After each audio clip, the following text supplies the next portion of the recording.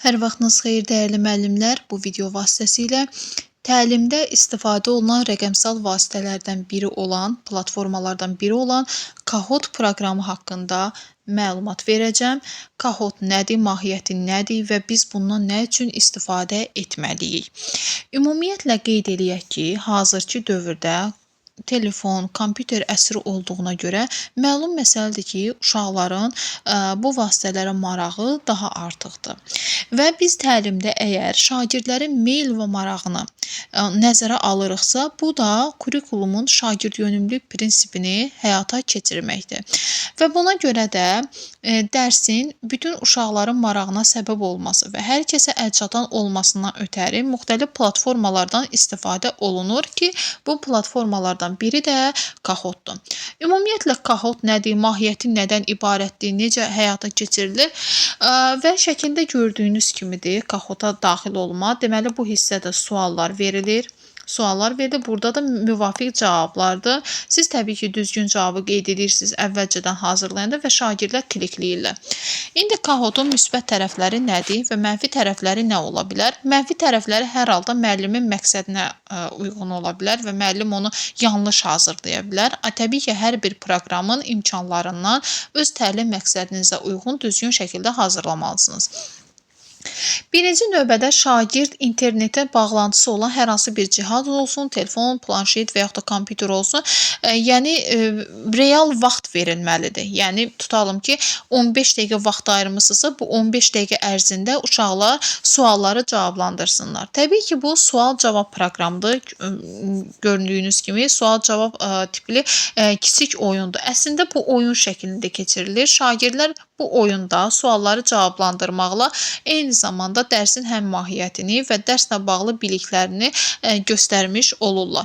Deməli, proqramda müəllim əvvəlcə sualı hazırlayır. Sualı hazırlayanda ümumi ekranda sual gedir və şagirdlər də əllərində olan texnoloji vasitələrlə, telefondur, planşet, kompüterdir deyək, onlar vasitəsilə pin kodlarını yazırlar, proqrama daxil olurlar və real vaxtda, məsələn, hər suala nə qədər vaxt verilibsə, həmin vaxt çərçivəsində sualı cavablandırırlar.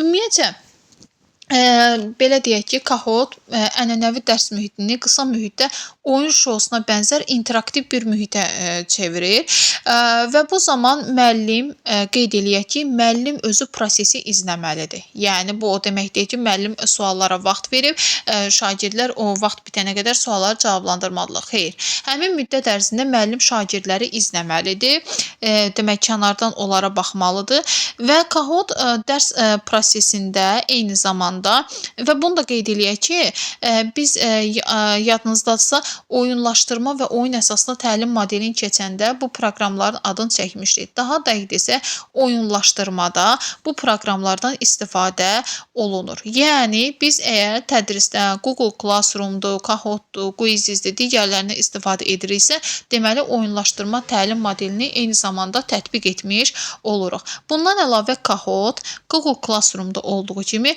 burada da formativ qiymətləndirmə vasitəsi kimi istifadə oluna bilər. Formativ qiymətləndirmə vasitəsi kimi eyni zamanda rəy verməni də, şagirdə rəy verilə bilər. Eyni zamanda müəllim rəy verə bilər.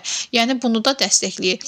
Kahoot deyir, dərs prosesində inteqrasiya olunduqda ümumilikdə öyrənməyə mütləq müsbət təsir göstərir. Bu da Google Classroom-da olduğu kimi, yəni burada olduğu kimi şagirdlərin akademik nailiyyətlərini və akademik irəliləyişlərini dəstəkləmiş olur. Məsələ odur ki, burada şagirdlərin meyl və marağı nəzərə alınmışdır və şagirdlər sinifdə telefon və planşetdən istifadə edə bilirlər. Yəni, belə bir qadağa qoymur. Və bundan əlavə, yəni bunu dedik ki, şagirdlərin motivasiya və eyni zamanda nəticələrini yüksəldə bilər. Bəs görək, tədqiqatlar burada göstərir ki, yəni biz Kahootun təlimdə istifadə edərkən onun necə və nə məqsədlə dizayn olunmasından, yəni faydası əslində onun necə və nə məqsədlə dizayn olunmasından asılıdır. Yəni, ola bilər ki, siz Kahootdan istifadə edədiniz, bu bir nəticə vermədi. Ola bilər ki, istifadə etdiniz, uşaqlar daha da həvəsləndirdi. Yəni, bu əslində oyun proqramıdır. Siz elə bir oyun proqramından istifadə edərək bugünkü dərsi şagirdlərə şagirdləri mənimsədirsiniz və yaxud da onların anlama səviyyəsini yoxluyursunuz. Yəni siz oyundan bir vasitə olaraq istifadə edirsiniz ki, şagirdlərin marağı bu deyil. Şagirdlərə deyirsiniz ki, bununla da şərait yaradıram sənə və sən bununla da dərsi öyrənə bilərsən. Və belə bir imkanlar açılır. Amma belə bir şey qeyd etmək lazımdır ki, Kahoot-u dərsin əvvəlinə axırına qədər istifadə etmək olmaz. Bunun üçün nə etməlidir? Siz birinci cari planlaşdırma aparırsınız. Yəni gündəlik planlaşdırma aparan zaman siz yəni bunu dərsin hər hansı bir mərhələsində icra edə bilərsiniz. Ola bilər ki, cəlb etmək, motivasiya mərhələsində istifadə elədiniz. Ola bilər ki, məsələn, deyək ki, məsələn, izahdan sonra istifadə elədiniz. Ola bilər ki, yəni dərsin son yekununda istifadə elədiniz. Təbii ki, dərsin hər hansı bir mərhələsində istifadə olunmalıdır. Bu bütöv dərs boyu aparıla bilməz. Təbii ki də bu artıq belə deyək ki, sinifdə artıq fəaliyyətin uğursuz olmasını gətirib çıxara bilər. Çünki belə deyək ki, yəni dərsdə müəyyən imkanlar var da, bunu ancaq bir mərhələdə istifadə etmək olar. Yəni nəzərə alsaq ki, Kahoot sual-cavab proqramıdır. Yəni biz bu proqram vasitəsilə istədiyimizi edə bilmirik hər anda. Amma Google Classroom-da nə idi var? Eyni zamanda Students qrup var idi. Yəni biz qruplar da yaradırdıq onda. Bu kimi xüsusiyyət Kahoot-da yoxdur.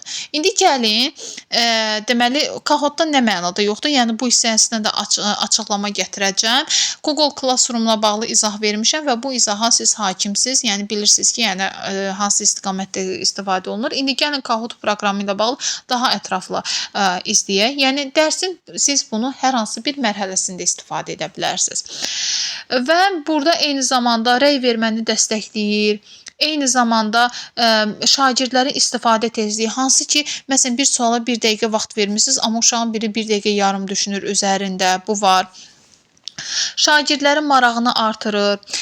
Sonra belə deyək ki, nəticələr müzakirə olunur. Məsələn, uşaqlar hansı sual niyə səhv çıxdı, hansı niyə görə düzdür? Yəni bunları müzakirə yaradır. Şagirdlərə dedik ki, rəy verir, formativ qiymətləndirmə vasitəsi kimi istifadə olunur və gəlin baxaq əsas xüsusiyyətlərinə. Məqsədyönlü və təhsil proqramı ilə bağlı istifadə. Kahoot sadəcə əyləncə üçün istifadə olunmur. Konkret öyrənmə məqsədi üçün hazırlanır. Kahoot konkret öyrənmə üçün hazırlanır. Yəni bu o demək deyil ki, şagirdlər burada girib oyun oynayacaqlar. Xeyr. Konkret öyrənmə üçün istifadə olunur və eyni zamanda biz proqramlardan istifadə edən zaman uşaqları şuurlu istifadəçi kimi hazırlamalıyıq onları. Onlar düşünməməlidirlər ki, telefon onların əlinə düşdüysə, onlar oyun oynamalıdırlar. Nə bilim, istədikləri videoları, əyləncə videolarını baxmalıdırlar. Xeyr. Bu bizi əyləndirən vasitə olduğu kimi eyni zamanda öyrənən bir vasitədir. Və biz bu platformaların təlimdə istifadə məqsədi məhz bununla bağlıdır. Yəni Kahoot-u biz oyun vasitəsi kimi istifadə etdiyimiz kimi eyni zamanda öyrənmə vasitəsi kimi də istifadə edə bilərik. Yəni bu mesajı şagirdlərin beyninə ötürmək lazımdır. Daha sonra müəllimlər demək dedik ki, burada yəni suallar, məsələn, tutalım ki, Azərbaycan dili fənnində hər hansı bir mövzu ilə bağlı anlayışlar, məsələn, onunla bağlı bacarıqlar və standartlar yoxlanılmalıdır. Yəni biz bunu sadəcə oyun üçün yox, yəni bizim bunu reallaşdırmaqda məqsədimiz var. O fənlə bağlı əsas anlayışlar orada sualda, belə deyək, bu hissədə sualda öz əksini tapır və onunla bağlı bacarıqlar və standartlar yoxlanmalıdır. Yəni şagirdlər müəllimin gözlədiyi nəticəyə çatıbmı? Yəni müəllimin istifadə elədiyi metod şagirdlərin işinə yaradımı? Yalnız maraqlı faktlardan burada istifadə olunmur. Deməli, dərsin təlim nəticəsi qiymətləndirmə meyarında özündə əks etdirməlidir Kahoot. Və müəllim burada eyni zamanda Kahoot-u hazırlayarkən düşünməlidir ki, mən bunu nə üçün hazırlamalıyam? Əvvəlki biliyi xatırlamaq, bu nə idi? Cəlb etmə mərhələsində, yəni motivasiyada istifadə olunur və yaxud da ki, dərsin ortasında anlama səviyyəsini yoxlamaq, yəni bu ikinci izahdan sonra yoxlamaq. Müəllim izahdan sonra yoxlayır ki, görəsən uşaqlar dərsin nə səviyyədə anlayıblar, başa düşüblərmi? Yoxsa da dərsin sonunda ümumi təkrar, yəni dərsi keçəndən sonra dərsin son yekunu, yəni bu dərslə bağlı ümumi yekun, yəni sual-cavab şagirdlərin nəticəsini yoxlamaq üçün. Daha sonra müəllimlər burada formativ qiymətləndirmə və dərhal rəy vermə. Kahoot demək ən çox formativ qiymətləndirmə üçün faydalıdır. Belə ki, müəllim qısa demək oyunlarla şagirdin nəyi anlayıb anlamadığını müəyyən edir və bu zaman demək sual müəllim sualları izah eləyə bilər. Filan sual niyə səhv çıxdı, niyə doğru çıxdı? Yəni bunları hər birini şagirdlərə demək bu sualları yəni izah edə bilər və bu zaman müzakirə yaranacaqdır. Və bu müzakirə əslində reytinqlə bitməməlidir. Yəni reytinq olmamalıdır burada. Dərs qısa tədris söhbəti ilə yekunlaşmalıdır. Yəni şagirdlər anlamalıdırlar ki, oyun oynadı. Oyun zamanı dərsdə hər hansı bir səhvlər etdi. Bu səhvin nəticəsi əslində bu səhvi nəyə görə etdi? Yəni nəyi yanlış bilirdi, bunu etdi. Yəni şagirdin özü barədə məlumat formalaşacaq özündə. Bu da gördüyümüz kimi şagirdə metakognitiv bilik və yaxud da bacarığı formalaşdıracaqdır. Oyun elementlərini müəllimlər burada qeyd edir ki, balanslı etmək. Kahoot rəqabət və əyləncə yaratdığı üçün, dərsə bu motivasiyanı, bu sferanı qatdığı üçün hər dərsdə eyni formada istifadə etmək təbii ki, olmaz. Məsələn, tutalım ki, şagirdlər hər biri kompüter arxasında oturublar. Yəni suallar onlara fərdi şəkildə getdi və fərdi şəkildə cavablandırırlar. Bu o deməkdir ki, biz fərdi iş formasından, yəni Kahootda fərdiliyi hər dərsdə etsək, bu uşaqlar arasında rəqabət yaradacaqdır. Mən 5 suala düzgün cavab verdim, sən 3 suala düzgün cavab verdin və bu nə olacaq? Uşaqlar arasında reytinq yaradacaq və nəhayət nəticə etibarilə inadkarlığı aşağı olan uşaqlar prosesdən soyuyacaqlar, qapalı düşüncə tərzinə düşəcəklər və bunu etməməkdən ötəri və Kahootu intensiv olaraq istifadə etmək və bundan fayda götürməkdən ötəri müəllimlər yəni komanda işindən də istifadə edəcəklər. Yəni bu da onu göstərir ki, deməli Kahoot qrup işini dəstəkləyir, əməkdaşlığı dəstəkləyir, komandada çalışma bacarığını gücləndirən əsas oyun vasitələrindən biridir. Və eyni zamanda ev tapşırığı olaraq da istifadə oluna bilər. Göründüyü kimi, yəni hər dəfə eyni formada istifadə olunma monotonluğa gətirib çıxacaq, uşaqlar arasında güclü rəqabət yaradacaq. Yəni hazırki kurikulum, yəni uşaqlar arasında rəqabət yox, şagirdlərin özləri öz davranışları, öz fəaliyyətlərini ölçmə imkanı yaratmaq üçün əslində uşaqlarda metakognitivlik formalaşdırır. Metakognitiv də nədir? Uşaq öz fəaliyyətini, gün-gün öz fəaliyyətini ölçməyə başlayır. Amma hər dəfə fərdi formada istifadə olunma şagirdlərdə güclü rəqabət hissini yaratmış olacaqdır. Ona görə Google Classroom-da olduğu kimi burada da həm fərdi, həm qrupla, həm də ki Google Classroom-dan fərqli olaraq ev tapşırığı kimi də istifadə oluna bilər. Bundan əlavə müəllimlər inklüziv və şagird müxtəlifliyi Kahootu hazırlayarkən bütün şagirdlər nəzərə alınması vacibdir. Məsələn, burada vaxt limiti qoyurarkən biz burada sərt yanaşmamalıyıq. Elə uşaq var ki, yəni 1 dəqiqə, eləsi var ki, 1 dəqiqə yarıma cavab verir və bu zaman qeyd eləyək ki, məsələn, uşaq düzgün cavab belə deyək ki, sualdan yayına bilər. Bunun üçün də hər bir uşağa nəzərə alınmalıdır. Suallar sadədən mürəkkəbə doğru qoyulmalıdır. Dili aydın, anlaşıqlı olmalıdır. Hər bir uşaq başa düşməlidir. Yəni Kahoot, məsələn, Google Classroom-da necə ki, şagirdlər, zəiflər bir komandada, güclülər bir komandada olduğu halda, burada isə suallar ümumi verilə bilər. Ümumi verilən zaman belə və hər bir uşağın səviyyəsi nəzərə alınmalıdır. Yəni diferensiallaşmanı gözləmək lazımdır, inklüzivliyi nəzərə almaq lazımdır. Elə uşaq var ki, sürətli oxuyur, tez qavrayır, elə uşaq var ki, yavaş oxuyur, yavaş anlayır və yaxud da sürətli oxuyur, gec anlayır. Yəni burada inklüzivlik var. Ona görə də Kahoot inklüzivliyi dəstəkləməlidir. İnklüzivlik nə deməkdir? Həm uşaqların fiziki ehtiyacları, həm fiziki durumları, həm onların qavrayışı, həm onların aid olduğu sosial qruplar. Yəni sual hazırlayarkən belə mütləq onun mahiyyətinə diqqət etmək lazımdır.